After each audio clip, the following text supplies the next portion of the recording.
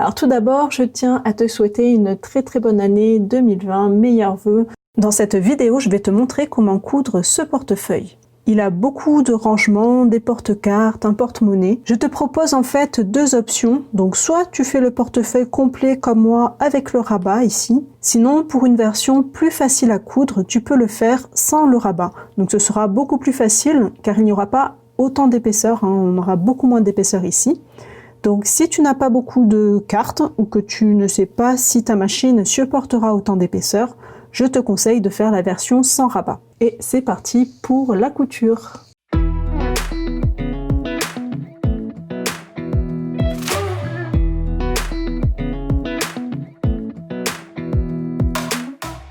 Voilà, donc une fois que le patron est dessiné, il te faut tout découper dans le tissu, tout découper dans le thermocollant, assembler le thermocollant sur chaque pièce en le centrant bien et on peut démarrer la couture. Donc moi, pour m'y retrouver dans tous ces carrés de tissu, en fait, j'ai gardé les patrons épinglés, donc j'épingle tout ensemble, le patron avec les morceaux de tissu thermocollés.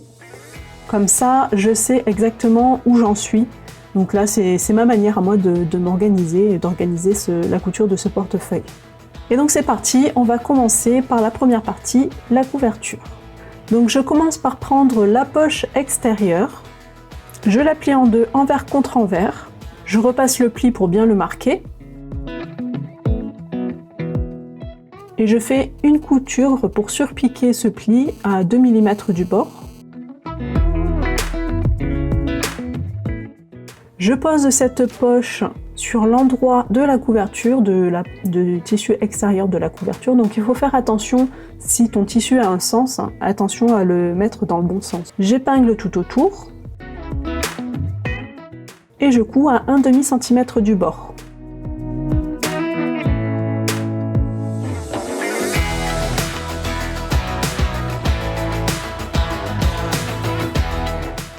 Voilà, donc ça c'est ma couverture extérieure, donc je vais la mettre de côté. Et on va passer à la poche zippée. Alors pour commencer, je vais découper à l'aide d'un cutter l'emplacement du zip pour pouvoir le reporter sur mon tissu. Donc là, il faut faire attention au côté sur lequel on va dessiner l'emplacement du zip. Donc je pose mon patron sur le tissu à l'endroit, donc je retourne et je mets le patron de manière à ce que l'ouverture, à ce que le trou pour le zip soit du même côté. Donc en fin de compte, ça me fait mon patron à l'envers sur le tissu. Donc je marque l'emplacement de mon zip. Je marque aussi le milieu. Et je vais poser endroit contre endroit la poche zippée, donc dans mon tissu extérieur, et le fond de poche zippée qui est dans un autre tissu. Et je vais aligner en fait le bord du fond de poche sur le milieu de la poche zippée. J'épingle les côtés pour bien maintenir tout ça ensemble. Et donc voilà ce que ça donne si je retourne. On a les deux tissus qui ne sont pas superposés bord à bord, ils sont vraiment épinglés sur les milieux en fait. Ils sont superposés mais que sur le milieu. Et je vais coudre mon rectangle ici au point droit, donc je vais vraiment suivre l'emplacement du zip. Je fais ma couture au point droit en pivotant bien dans les angles.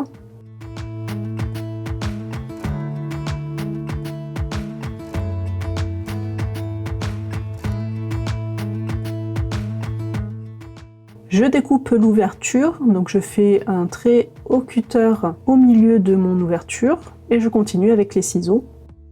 Au bout, je découpe en triangle, on appelle ça aussi en queue d'hirondelle. Et on coupe vraiment jusqu'à la couture en faisant attention à ne pas dépasser parce que sinon on aura un trou dans le tissu. Donc il faut vraiment être à la limite de la couture. Je retourne sur l'endroit, donc je passe le tissu intérieur à l'intérieur de l'ouverture du zip.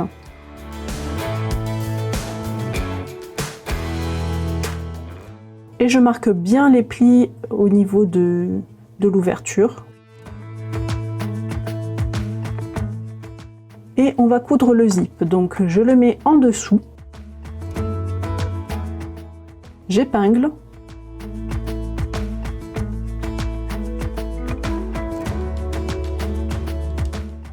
Et je vais coudre tout autour.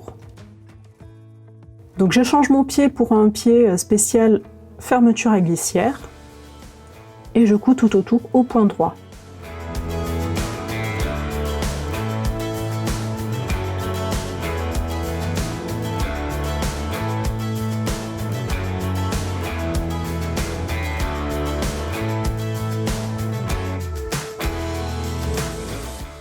Ensuite, je plie le fond de poche zippée endroit contre endroit, donc ça va faire revenir à l'intérieur de la poche zippée. J'épingle.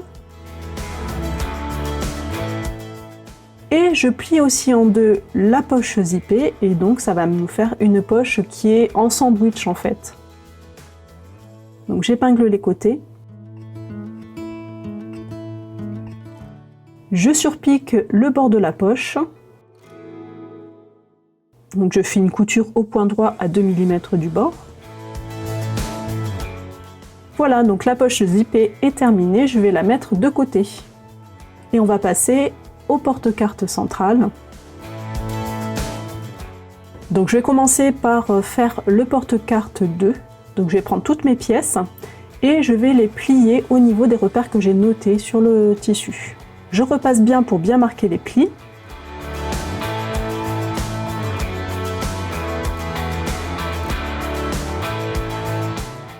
Et je surpique tous ces porte-cartes à 2 mm du bord.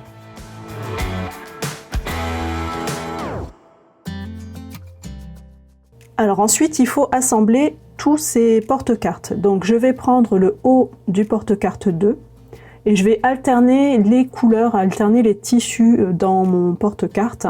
Donc moi j'ai imprimé pour le haut du porte-carte. Je prends ensuite un porte-carte uni. Je vais prendre le petit côté, le côté le plus court, et je vais l'épingler en bas du haut du porte-carte 2. J'épingle endroit contre endroit.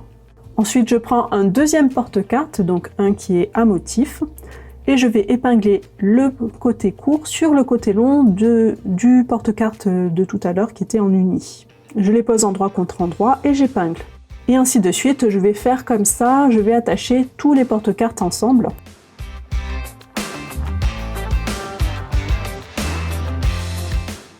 Et ça va faire comme un petit accordéon. Et donc je fais mes coutures à 1 cm du bord.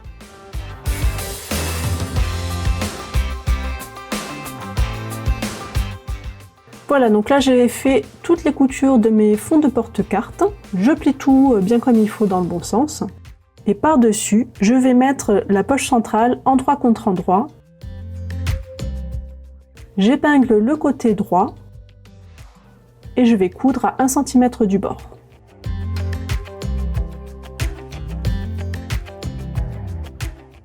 Je retourne. Donc je vais dégarnir un petit peu parce qu'il y a beaucoup d'épaisseur, ce sera plus facile. Donc je coupe un petit peu la marge qui dépasse du porte-carte. Je replie sur l'envers. Je repasse pour bien marquer le pli. Et je surpique ce bord à 2 mm. Voilà, donc le porte-carte central est terminé, je vais le mettre de côté. Donc maintenant, on va passer au rabat. Donc ça, c'est facultatif, c'est vraiment si tu as envie d'avoir un portefeuille complet. Sinon, je te propose de passer directement à la partie assemblage du portefeuille. Donc je vais prendre les éléments du porte-carte 1. Et comme pour le porte-carte 2, je vais commencer par les plier au niveau du repère de pli.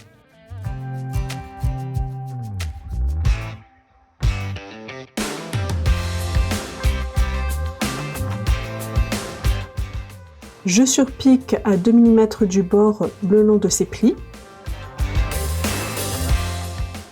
Et ensuite, on assemble tous ces porte-cartes. Donc, comme tout à l'heure, je vais prendre le haut du porte-carte et je vais épingler les autres porte-cartes en alternant les couleurs. Donc, mon haut de porte-carte est à motif, donc je vais prendre un porte-carte 1 uni et j'épingle le petit côté, le côté le plus court sur le bas du haut du porte-carte. Donc c'est vraiment comme tout à l'heure, comme pour le porte-carte 2. Ainsi de suite, on va attacher tous les porte-cartes ensemble. Ensuite, j'assemble tout à la machine, donc je fais ma couture à 1 cm du bord.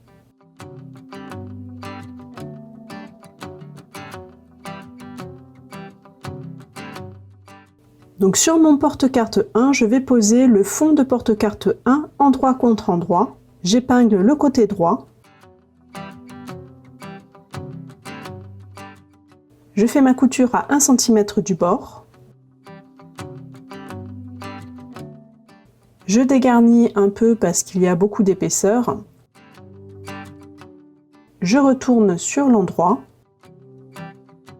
Je repasse pour bien marquer le pli. Et ici, on pourrait, si on veut, surpiquer. Moi, je ne vais pas le faire pour cet exemple-là. Ensuite, je prends la poche 1 et je la plie en deux, envers contre envers. Je repasse pour bien marquer le pli. Donc, je fais ça sur les deux poches 1. Et je surpique le pli à 2 mm du bord.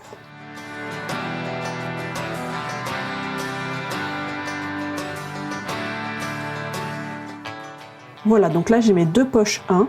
Je vais prendre une pièce poche 2 et je vais poser une des pièces poche 1 envers contre endroit. J'épingle les trois côtés. Et je vais tracer une ligne au milieu. Donc ça c'est pour pouvoir créer deux poches dans cette grande poche. Donc je vais bâtir à 1/2 cm du bord pour bien maintenir cette poche en place et je vais faire une couture au milieu au point droit pour couper ma poche en deux.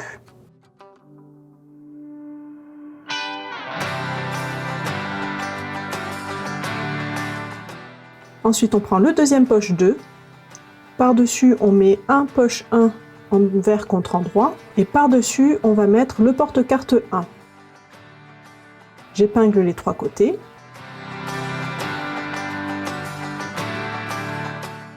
Et ensuite je prends l'autre poche 2, celui qu'on a assemblé avec la couture au milieu, et on va le poser par-dessus tout ça, endroit contre endroit.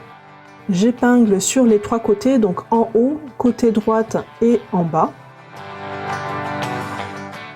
Et je fais ma couture à 1 cm du bord.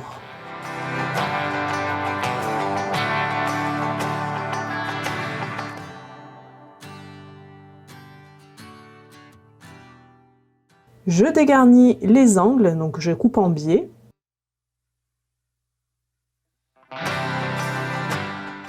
Et je retourne sur l'endroit.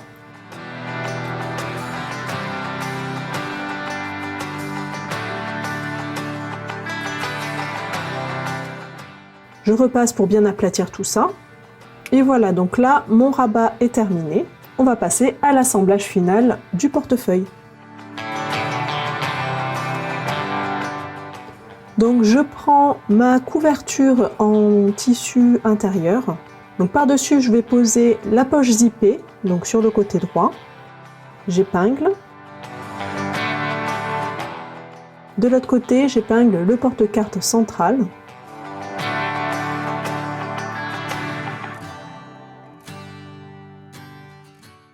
Et ensuite, si tu as un rabat, on va le centrer sur le porte-carte 1. Donc il faut bien le positionner au milieu. Donc si tu n'as pas fait de rabat, on saute cette étape-là. On épingle le côté. Et par-dessus, je vais mettre la deuxième couverture, celle avec la poche extérieure. Et je pose tout ça endroit contre endroit. J'épingle tout autour. Et je vais faire ma couture tout autour à 1 cm du bord en laissant une ouverture d'au moins 10 cm pour pouvoir retourner tout ça à l'endroit. Donc comme il y a beaucoup d'épaisseur à coudre, surtout au niveau des porte-cartes, j'utilise mon pied spécial fermeture à glissière. Donc il faut aller assez lentement parce que là c'est vraiment la partie la plus délicate de la couture. Parce qu'il faut vraiment assembler toutes les pièces ensemble et à certains endroits c'est vraiment très très épais. Voilà, je coupe les angles en biais. Je retourne sur l'endroit. Donc il faut bien repousser tous les angles pour que les coins soient bien formés. Et on peut aussi repasser pour que ça soit bien à plat.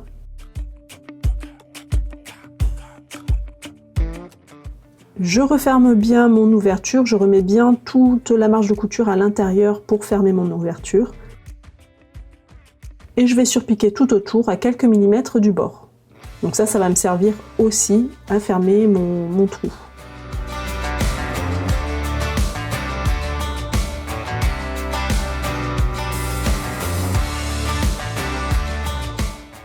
Et voilà, donc le portefeuille est terminé, donc n'hésite pas à télécharger le patron sur ma page Patreon, il est gratuit, je l'ai mis accessible à tous, donc c'est mon cadeau de bonne année pour bien commencer l'année 2020. Et n'hésite pas à partager des photos de tes créations en me taguant sur Instagram. Et je te donne rendez-vous la semaine prochaine pour un nouveau tuto couture.